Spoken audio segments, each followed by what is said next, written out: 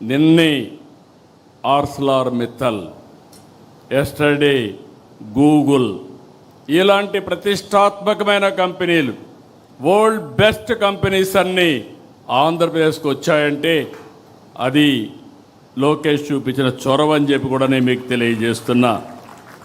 అందుకే ఈరోజు అదనంగా వర్కింగ్ ప్రెసిడెంట్ బాధ్యతలు అప్పచెప్పాం. కానీ బాధ్యతలు అప్పచెప్పినప్పుడు నేను ఒకటే చెప్తున్నా మీ అందరికీ, నేను బ్లైండ్గా ఎవరికి బాధ్యతలు అప్పచెప్పను. నా కమిట్మెంట్ ఈ రాష్ట్రం.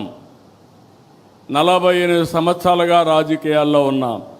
అలాంటి నా కమిట్మెంటు ఈ రాష్ట్రం యొక్క ప్రయోజనాలను శాశ్వతంగా ఎవరు కాపాడతారో వారికి నేను ప్రోత్సహిస్తా, అండగా ఉంటా. అదే రాబోయే రోజుల్లో ఈ రాష్ట్రంలో మనం ఇచ్చే ఒక లెగసీ అని చెప్పి కూడా నేను మీకు తెలియజేస్తున్నా.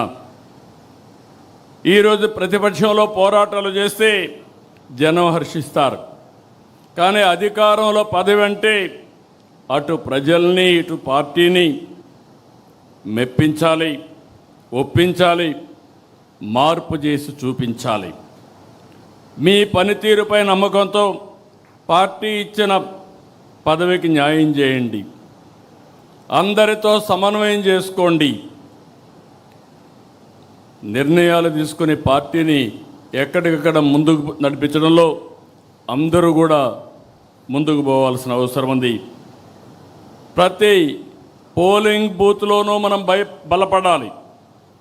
కొత్తగా తీసుకొచ్చిన క్లస్టర్ యూనిట్ బూత్ని మనం బలోపేతం చేయాలి. ఓట్ల శాతం పెరగాలి.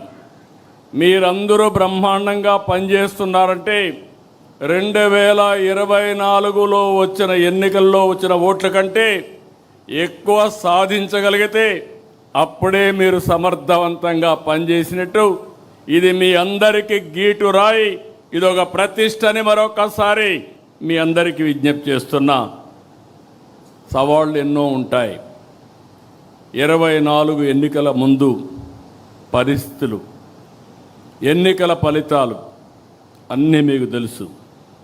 కార్యకర్తలు, నాయకులు ఎన్నో పోరాటాలు చేశారు, ఎన్నో త్యాగాలు చేశారు, ఎన్నో ఇబ్బందులు పడ్డారు.